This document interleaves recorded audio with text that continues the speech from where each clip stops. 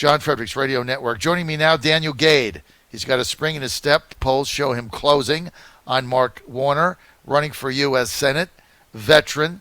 Daniel Gade, great to have you with us, man. Good morning, John. Nice to be on with you again. Thank you. All right, so look, Daniel, we got 7 days to go. You were written off as a big underdog. You're being outraised and outspent by a huge number by Mark Warner. Money doesn't buy love. But all of a sudden I see a little panic there in the Warner camp. They're starting to go negative on you. I saw those ads pop up the other day. Healthcare, whatever. The polling that we have has you closing the gap. Tell us how you win this race. Yeah, so again, the polling has been great. We 2 months ago I was down 22, and 2 weeks ago I was down 7. And the only poll that really matters is Election Day, and we know that Mark Warner is feeling the footsteps too. To use an old, I think a football phrase, but he's feeling the footsteps. I'm right behind him, and so he's dumping millions in negative advertising on my head in the last 2 weeks. And it's all lies. It's all out of his 2014 playbook or out of their 2018 playbook. It's not any of it is true about me. And so the fact that he's resorting to desperate lies is pretty typical for a career politician. I don't think negative ads on Daniel Gade are going to work, Daniel. I mean, first of all, you know what they're talking about. You were against this or against that. You have no voting record. That's number one. Number two, you served your country. Number three, you're an amputee. Get around in the best way that you can. I mean, how do negative ads against Daniel Gade work? You know, while you were serving your country and getting your leg blown off, I mean, Mark Warner was making millions from insider knowledge. I mean, right. I just don't see, and look, it's no diss on Mark. I mean, he had a right to do that, and he's an entrepreneur, and, you know, it's all the better to him. He happens to be a really good guy, but I don't see where him running negative ads against you are going to help him. Yeah, so he says, I'm against protecting people with pre-existing conditions. And he's assuming that Virginians are stupid, which we are not. And people can look at me and say, holy cow, look at that guy. He only has one leg, and he's been fighting for people with disabilities for 10 years on the National Council on Disability and in other positions, or 15 years, actually. And so why would he be against that? And so if they look one level down below that, they see me in the debate time after time saying, we absolutely must protect the pre-existing conditions part of Obamacare or the Affordable Care Act. So that attack won't stick, but it's desperation because he doesn't have anything else to attack me on. He doesn't have the sort of scandals that he might wish he'd had, and none of it exists. And so he's attacking me on that. And what's the other thing? The mask stuff. Like, come on, man, that's not going to work. Everybody's tired of it. Everybody's tired of the lies. And so, you know, it's just the typical career politician stuff. You saw our analysis by Eric Burke in the Virginia Star.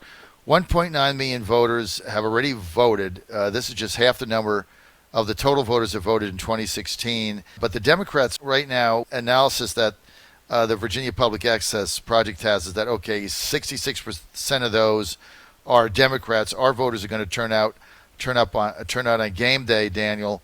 And there's also about 400,000 mail-in request ballots that haven't been mailed back. The way Virginia is, the postmark's got to be there. I think you get 3 days after, but it's got to be postmarked by November 3rd. Those ballots are out. But our analysis is if the Democrats don't have an over 1 million vote lead on game day, I think we win. Is that the same analysis the Gade campaign has? Yeah, that's right. And the other piece of it that we find very interesting is that enthusiasm in the streets, enthusiasm at the doors, on the phones, which we've made tens or hundreds of thousands of phone calls. We've made, I think we've knocked something like 500,000 doors in the last couple of months. And so the Democrats aren't doing any of that. And so the ground game is definitely on our side. We're looking forward to November 3rd when a lot of Republicans have told me face-to-face, look, you know, we know that we could vote early, but we are Republicans. We vote on Election Day. And I've said, look, you know, vote early so you can help others. And they're like, nope, we're voting on Election Day. So I expect the turnout to be great on Election Day. I'm very confident of where we are. I'm excited about this race. And I think that there's the momentum is definitely on my side. And frankly, on the president's side and on the side of the congressional candidates around the Commonwealth as well. So this is going to be a great day for Virginia. All right, tell me about your money-raising capability. You're being outspent. Are you going to be able to raise enough money in the final 7 days, Daniel, to be competitive here? Yeah, to great do question. What you need to get done. Yeah, totally. So overall, I've raised, I think, something like a little over $4 million total in the race. Mark has raised and spent something like $12 million. So I think we're getting outraised 4-1. But that's not unusual for a sitting senator. He's had 6 years to raise all that money. Right. And so in the Right. last week of the campaign, we're doing radio and TV. And for those folks who want to help me, they can go to gadeforvirginia.com/donate. And do that. You know, we need to have money for Get Out the Vote. We need to have money for radio and TV over the last weekend, and that's my job right now is to keep the campaign funded. But you know, another third of a million or $500,000 over the last week would get us where we need to be. And so, you know, anybody who's listening to my voice who wants to give, go to gadeforvirginia.com/donate. Spelled out GADEFOR and the word Virginia.com. All right, gadeforvirginia.com. Donate there, whatever you can send, $25, $50, $100, $75, gadeforvirginia.com. Daniel, do you have any rallies coming up that people can attend, anything where they can, any fundraisers or anything that we can announce over the air? Yeah, actually, there's I'm going to JMU tonight, actually, for a forum out there at JMU, and then over the weekend I'm going to be down towards Tidewater, and I think I've got some stuff in the valley too. Everybody can go to my Facebook page, GADEFOR Virginia, at GADEFOR Virginia, and see all the public schedule. But yeah, we got tons of stuff. I'm sprinting to the finish here, John. I think you're coming to our rally, Tim Anderson's rally in Virginia Beach, I believe. I saw you on the schedule. I'm the MC there Sunday at 1 o'clock. So, Daniel Gade, we look forward to seeing you there. John Fredericks Radio Network, you got him. Daniel Gade with us, running for U.S. Senate against Mark Warner. That'll be decided November 3rd. Or if you vote early, big game day vote for Gade and Trump on Election Day. Daniel, give us some of the biggest issue differences between yourself and incumbent Democratic Senator Mark Warner. Well, yeah, first let's talk about defunding the police. You know, we've got it in our minds that this is a bad idea. If you're paying attention to America, you know that defunding the police is a bad idea. And Mark Warner says he's against defunding the police, but as governor in 2002, he actually did defund the police by $50 million, and that caused murder rates to go up in Richmond, and he needs to be held accountable for that.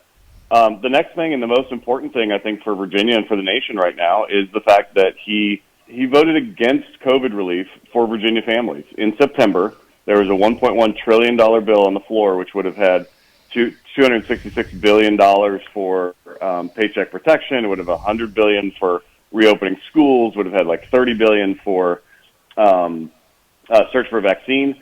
And he voted against that bill because he didn't get, you know, bailouts for Chicago or something. It was ridiculous.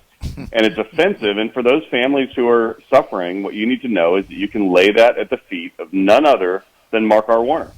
And then, you know, on the last piece, you know, I think we all should be proud of Amy Coney Barrett. She's an inspiration to millions. She's an accomplished jurist. She's a, you know, working mom. She's a brilliant legal mind who went through like 5 days or whatever of hearings without a single note in front of her. I mean, she's an absolutely great addition to the Supreme Court. And not only did Mark vote against her yesterday, he voted against her in 2017 for the district court or the circuit court that she was going up for. And the reason is because he's a blind partisan. This is a guy who says he's for, you know, he says that he's a centrist. But if you look at his record, he votes with his party 100% of the time. He's a party loyalist who's been in politics longer than I've been alive. And then the last piece is that he promised us in 1996 that he would only run for 2 terms of Senate. And here he is running for a 3rd term because he's a person of failed and broken promises. Yeah, you know what? They always say that, right? They always say, I'm only going to run for 2 terms or 3 terms and 1 term, and then they're in there for life. That's just kind of the way the politicians are. And plus, you know, they get the whole ego thing going, Daniel. They get the big staff, and, you know, they're driving around in limos and all that nonsense. So they get accustomed to that. They get the cameras in front of them. You had 2 debates with them. Both of them, I thought you basically crushed them. Mark Warner, not known to be an effective debater, so not surprising, although you did an excellent job. But has he ever been held accountable to the fact that for 2 years he came on Sunday news shows and CNN and MSNBC and all these stations, NBC, came on TV and said, oh my God, where there's smoke, there's fire. Russian collusion. I've got more information. I'm going to go to London to meet with Daniel Steele. And even when Richard Burr, that he was supposed to be in lockstep with the bipartisan, remember the bipartisan commission, they always went up together. Even when Richard Burr shut it down, he said, look, 2 years into this thing, I have no evidence. I just can't go forward. There's anything here. Warner comes out and says, no, I've got information he doesn't have. Has he ever been held accountable for that? No, but the voters of Virginia are going to hold him accountable for it on the 3rd of November at the polling place. So the truth is that there's a lot of stuff coming out about this. It's quickly developing about the way the Steele dossier was propagated through the government and all that stuff. But it's coming out too late, really, to result in anything that's great for my campaign. But I hope that people of Virginia remember that he stood up in front of us for years and lied about the evidence he had. And then when the report came out as a big fat nothing burger, as evidence of that, I just want to point to the fact that not even the House has brought forth any impeachment or anything like that. They haven't even tried because the evidence that Mark Warner spent like 3 years compiling is so pathetic. Well, and he was never accountable for that. And I was very disappointed in him because, I viewed Mark Warner as a serious member of the Intel Committee. I mean, I remember I was good friends with a senator that you probably haven't met. His name is Saxby Chambliss from I know Saxby. Georgia. Yeah, he's a good friend of mine. I really enjoyed working with him when I ran the newspapers in Atlanta, Georgia. And I remember meeting him in his office when this is about 6 months into him being on the minority of Intel.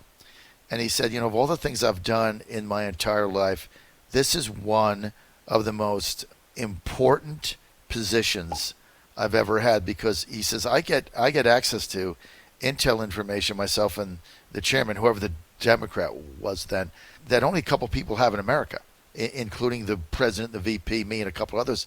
And he says it's a huge responsibility, and I'll never forget it. He said, there's partisan, there's Republican, but I take this very seriously. And I really thought Warner would be the same way with that, and obviously he didn't. And every time we would get on TV, and he kept saying, I've got evidence where there's smoke, there's fire. I can't get into it. It's classified. I kind of believed him. I'm like, well, he's got to have something. Well, Daniel, he had nothing. I mean, he was completely made up. So I can't get over that. I can't get past it.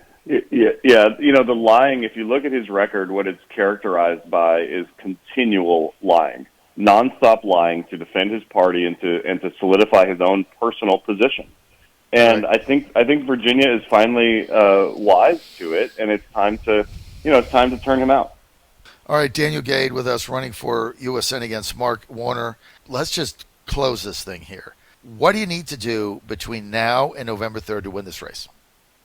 Well, I need to stay up on radio and TV. So as we talked about earlier, people can help me out by going to GADEFOR Virginia, spelled out, .com. And hit the donate link there. So I need to stay up on radio and TV. I need to continue to inspire my field staff, my thousands of volunteers, and my team to go out and knock the doors and turn out the vote. And I need to trust Virginians, which I do, because when we show up in the polling booth, they have a stark choice this year between a career politician who's been in politics longer than I've been alive versus a career servant who, I've only ever served the Constitution. I've never, unlike Mark Warner, I've never served myself or used my position for personal gain. And I think that the people of Virginia are smart, and they're gonna realize that. So take 10 friends to the polls, send 10 texts, give $10, and we can win this race. All right, Daniel Gade, Republican candidate for U.S. Senate. I remember in 2014. Warner had a big lead over Ed Gillespie. I was not an Ed Gillespie fan. I thought he ran a horrible campaign, just horrible, terrible campaign, worst ever. Warner had a big lead, and on election day, I think we were at, I forget whose headquarters we were at, but we were setting up there, and it was somebody's headquarters with Gillespie, and CNN was setting up in there. And I said to myself, if CNN is coming here, that they must not know something we don't. Of course, Warner won by 1% at midnight. So, look, it's going to be a very close race. Daniel Gade, the Trump campaign, we've knocked on 750,000 doors by November 3rd. You've knocked on 500,000. I mean, some of those are combined, obviously, but some aren't. So you got probably 1 million doors we've knocked on. We're going to have a huge vote on game day. And if they don't have, I'm telling you, Daniel, if they don't have a 1 million vote lead, a clean 1 million vote lead by November 2nd, both yourself and Trump is going to win Virginia. They have to be well over 1 million because our game day turnout, Daniel, is going to shock the world. It's massive. Yeah, that's right, John, and I look forward to it. Thanks, John, for having me on today. All right, Daniel Gade, go to gadeforvirginia.com. Give him $50 so we can stay on the air and be competitive in the final week, pull the upset. Daniel, thanks for being with us.